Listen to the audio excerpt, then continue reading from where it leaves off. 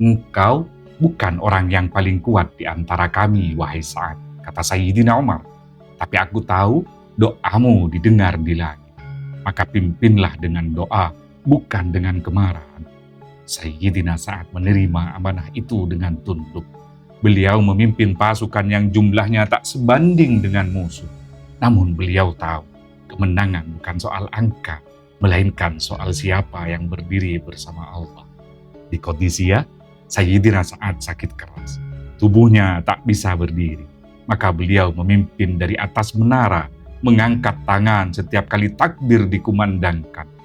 Beliau meneteskan air mata, melihat pasukannya bertempur, dan dari bibirnya hanya satu kalimat berulang-ulang. Ya Allah, Engkaulah penolong kami. Engkau yang menurunkan hujan dan menguasai angin. Kirimkanlah kemenangan sebagaimana Engkau menolong Rasul-Mu di Badar. Hari-hari berlalu dalam debu dan darah. Namun langit berpihak pada doa yang tulus.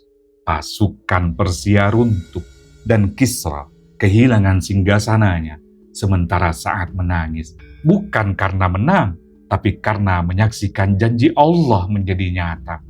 Setelah perang, Sayyidina Umar memanggilnya.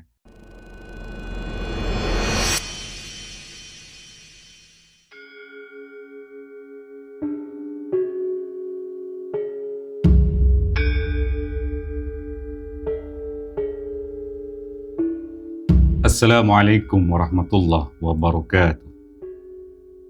Dari hati yang rindu pada jejak para pembawa cahaya, kali ini kita menapaki kisah seorang pemuda Quraisy yang namanya diukir di langit oleh doa Rasulullah Muhammad SAW sendiri.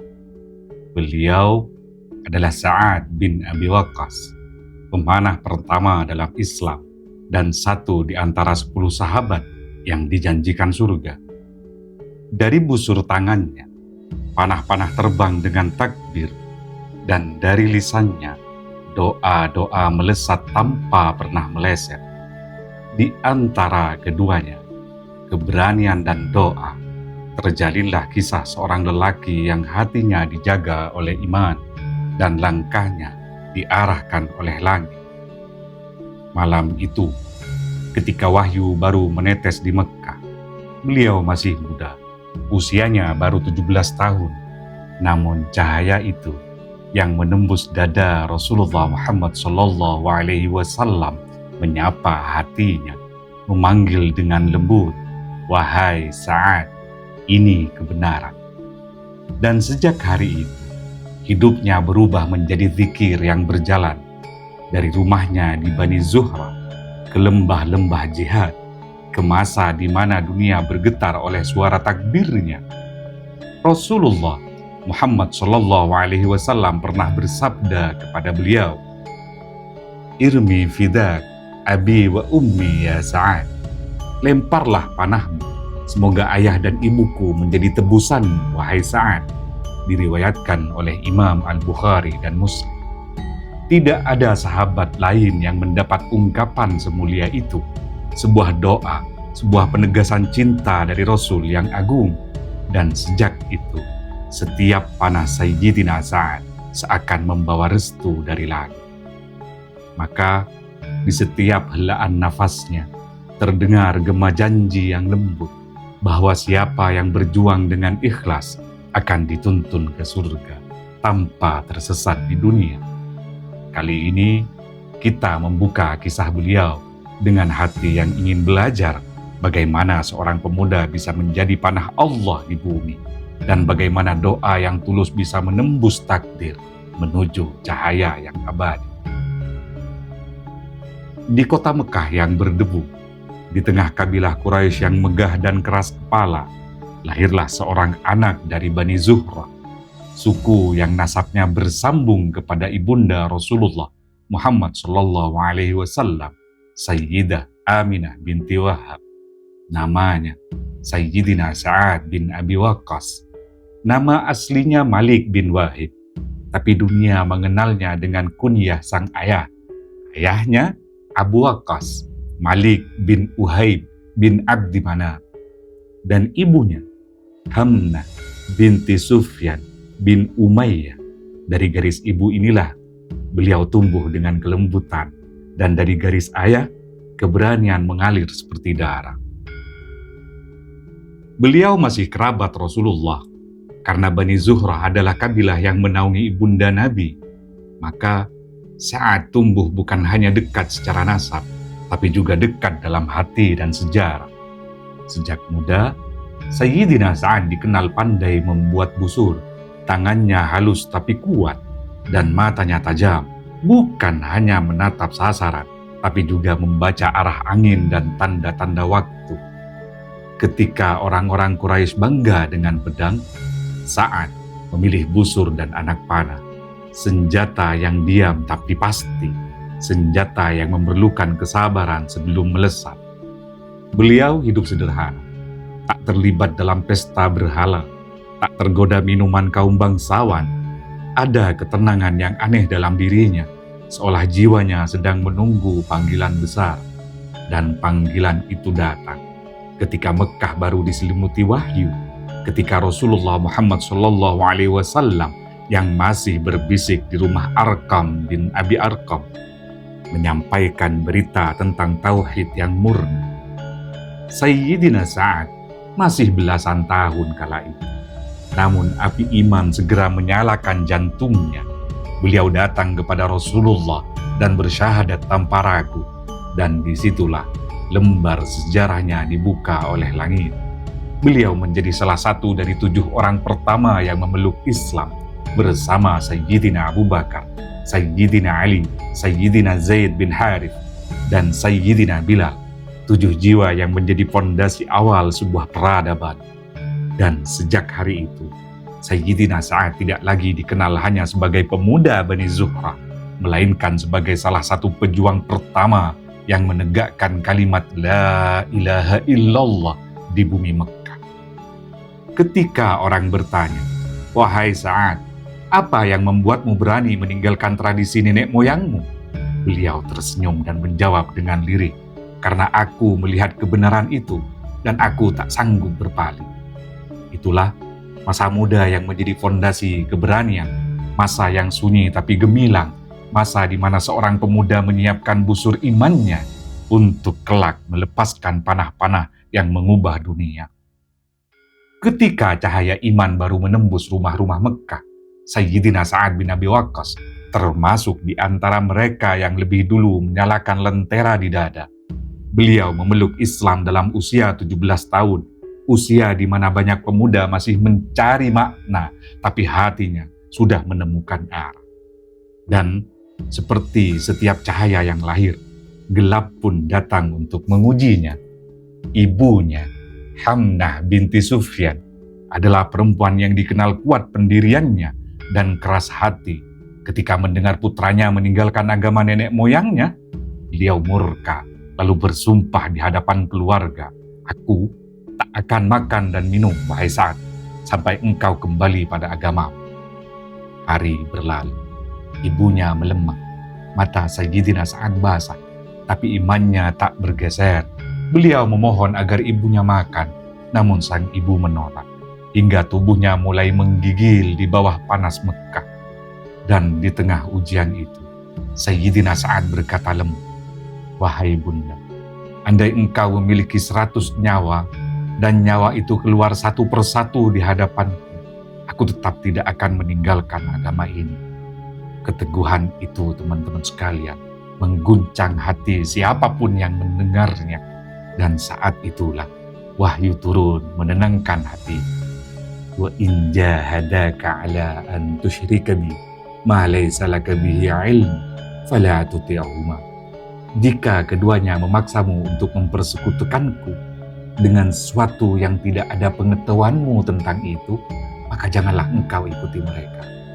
Quran Surat Luqman ayat 15.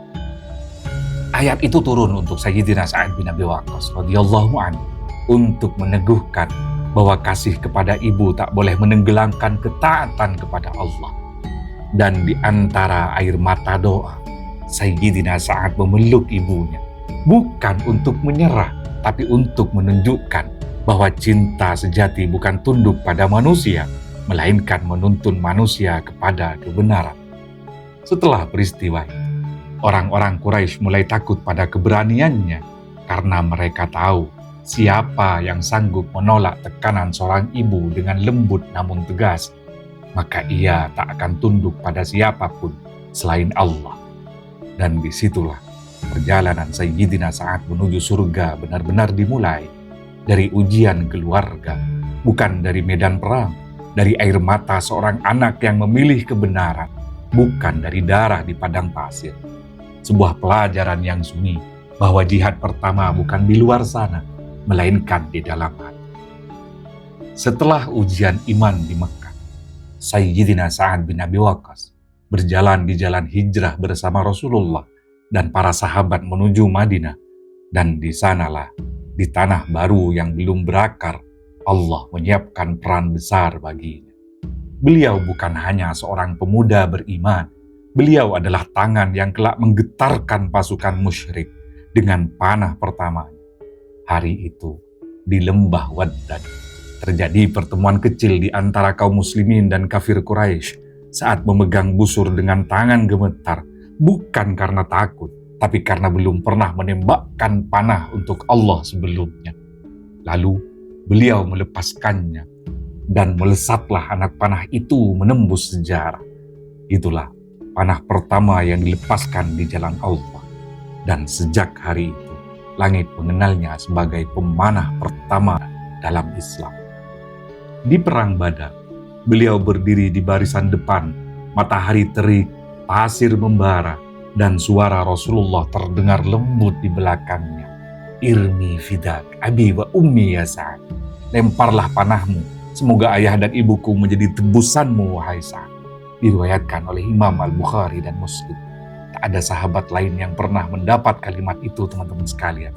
Sebuah kehormatan yang turun dari kasih Rasulullah untuk sahabat yang memanah, bukan demi kemenangan, tapi demi kebenaran. Setiap kali Sayyidina Sa'ad menarik busur, beliau mengucap bismillah, dan setiap panahnya terbang seolah dibimbing oleh malaikat di udara. Beliau menembak bukan untuk membunuh, tapi untuk melindungi Rasulullah dari serangan panah Quraisy. Di perang Uhud, tubuhnya menjadi perisai, dan setiap anak panahnya membawa doa yang tak pernah meleset.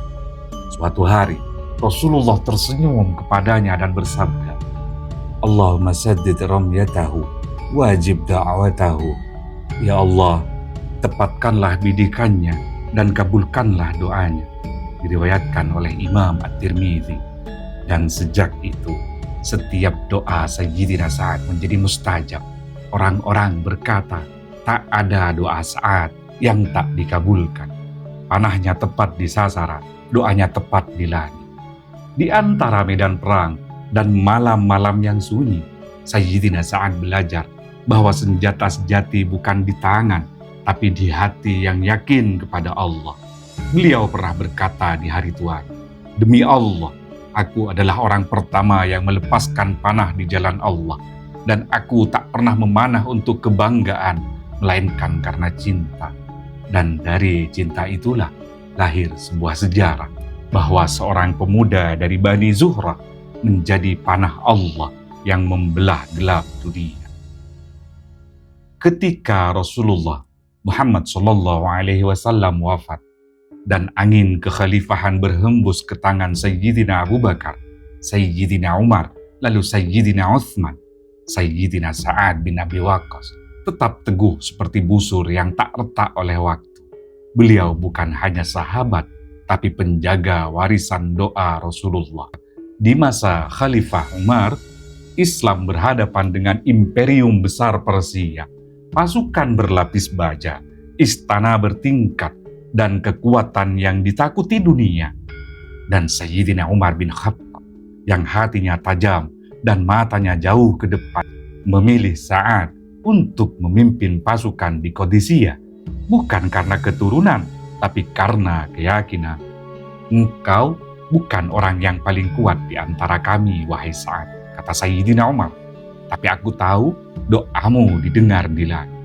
Maka pimpinlah dengan doa, bukan dengan kemarahan. Sayyidina Sa'ad menerima amanah itu dengan tunduk. Beliau memimpin pasukan yang jumlahnya tak sebanding dengan musuh. Namun beliau tahu, kemenangan bukan soal angka, melainkan soal siapa yang berdiri bersama Allah. Di Qadisiyah, Sayyidina Sa'ad sakit keras. Tubuhnya tak bisa berdiri. Maka beliau memimpin dari atas menara, mengangkat tangan setiap kali takbir dikumandangkan.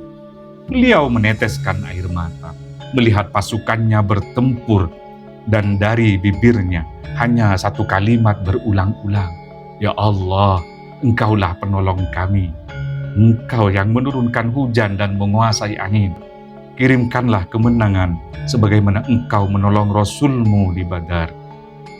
Hari-hari berlalu dalam debu dan darah, namun langit berpihak pada doa yang tulus. Pasukan Persia runtuh dan Kisra kehilangan singgasananya, sementara Sa'ad menangis, bukan karena menang, tapi karena menyaksikan janji Allah menjadi nyata. Setelah perang, Sayyidina Umar memanggilnya dan menugaskannya memimpin Kufah, kota baru di pinggir sungai Efrat, pusat pemerintahan, ilmu, dan perdagangan. Di sana, Sayyidina Sa'ad hidup sederhana, tidak sombong atas kemenangan, tidak rakus atas kekuasaan. Beliau tidur di atas tikar, makan dari hasil tangannya sendiri, dan menolak rumah megah yang dibangunkan untuknya. Suatu ketika, sekelompok orang mengadu ke Khalifah Umar, menuduh Sayyidina Sa'ad tidak adil dalam kepemimpinannya. Sayyidina Umar yang tegas mengutus orang untuk memeriksa. Dan ketika Sayyidina Sa'ad mendengar tuduhan itu, beliau mengangkat tangan dan berdoa, Ya Allah, jika mereka berdusta untuk mencemarkan namaku, panjangkanlah umur mereka, miskinkan mereka, dan fitnahkan mereka dalam hidupnya. Dan doa itu dikabulkan, teman-teman sekalian. Bertahun-tahun kemudian, orang yang memfitnah itu dilihat di Kufah, tua, miskin, dan mengganggu orang di jalan. Mereka berkata, itulah akibat doa Sayyidina Sa'ad bin Abi Waqqas. Dan seluruh Kufah tahu, doanya memang tak pernah meleset. Sayyidina Sa'ad memimpin dengan zikir, memerintah dengan kasih, dan meninggalkan jejak pemimpin yang tidak memburu dunia. Karena beliau tahu, dunia ini hanya ladang tempat memanah, sedang surga itulah sasaran sejatinya. Ketika ditanya di akhir hayatnya, Wahai Sa'ad, apa rahasiamu hingga doamu selalu dikabulkan? Beliau menjawab dengan senyum yang teduh, Aku tak pernah menahan doa orang lain. Dan kalimat itu menutup segala pelajaran kepemimpinan, bahwa orang yang cepat mengaminkan doa sesama akan lebih cepat dikabulkan doanya oleh Allah. Tahun-tahun berlalu, dan dunia mulai sunyi dari suara Rasulullah. Satu persatu para sahabat berpulang ke rahmatullah, sementara Sayyidina Sa'ad bin Abi Waqqas masih berjalan di bumi dengan langkah yang tenang.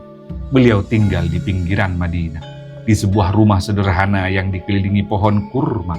Kadang beliau duduk memandang langit sore, mengusap busur yang sudah tua, dan berkata pelan, Inilah saksi masa mudaku, dan inilah yang mengingatkanku pada doa Rasulullah.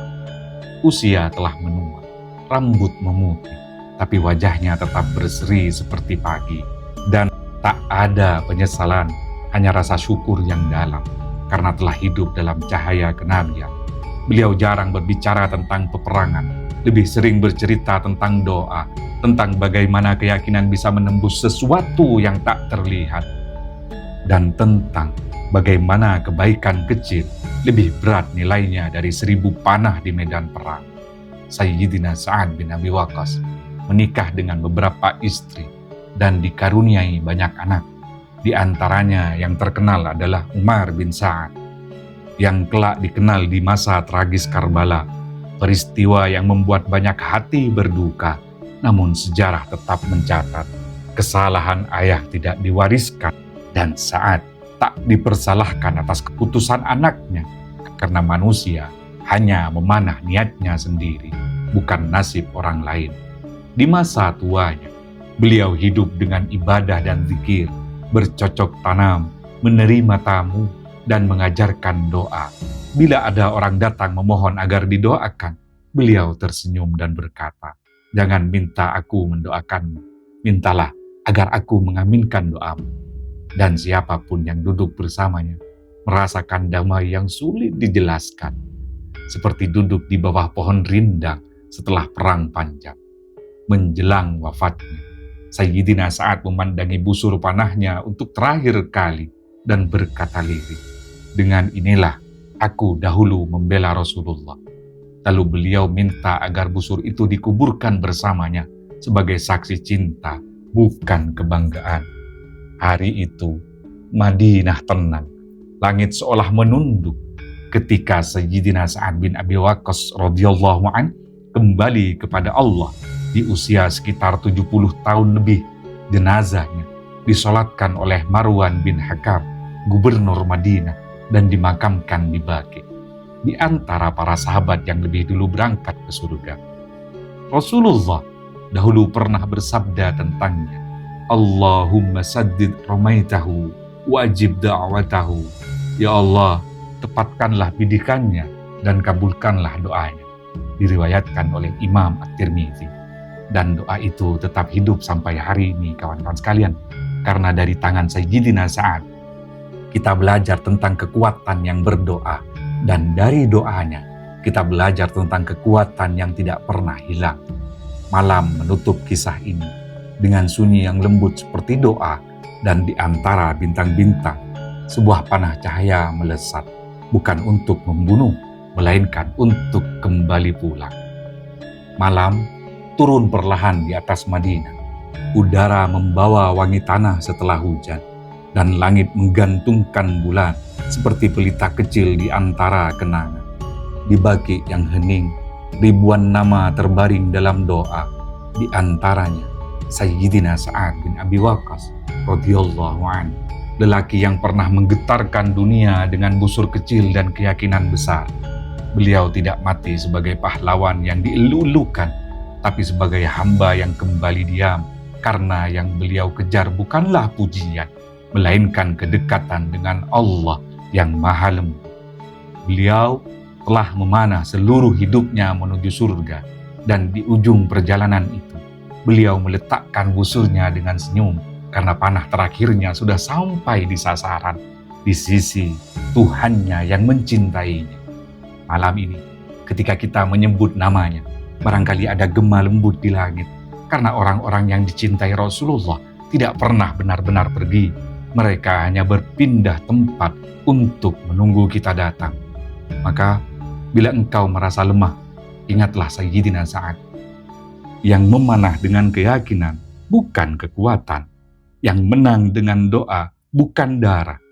Dan bila engkau berdoa di tengah kesunyian, ingatlah sabdanya, "Aku tidak menahan doa orang lain." Karena barangkali di antara aminnya yang dulu, ada nama-nama kita yang ikut terangkat ke langit. Begitulah hidup, teman-teman sekalian. Seperti busur yang membengkok untuk melesat lebih jauh. Seperti doa yang menunduk agar bisa terbang lebih tinggi. Dan bila suatu hari kita pulang, semoga ada panah cahaya yang menjemput.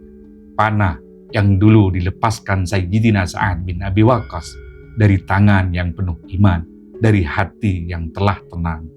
Adanallah wa iyyakum wal 'afwa minkum. Assalamualaikum warahmatullahi wabarakatuh.